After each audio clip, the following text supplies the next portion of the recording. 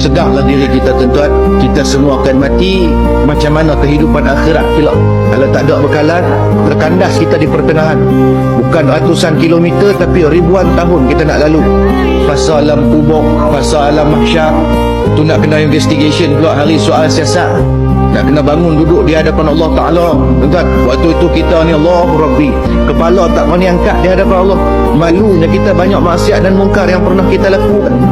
Waktu tu nak menyesal pun tak ada guna. Orang putih kata useless.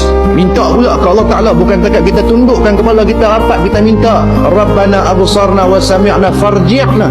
Kami tengok dah, kami dengar dah. Bagi peluang kat kami ya Allah. Kami nak pulang balik ke muka bumi. Bagi kami hidup kali kedua ya Allah. Untuk apa? Ni'mal salihah. Nak buat tu, nak buat amal soleh. Pasal kehidupan kita yang pertama kita sia-sia. Adakah peluang untuk kita pulang ke muka bumi setelah kita dimatikan oleh Allah? Tak ada dah peluang.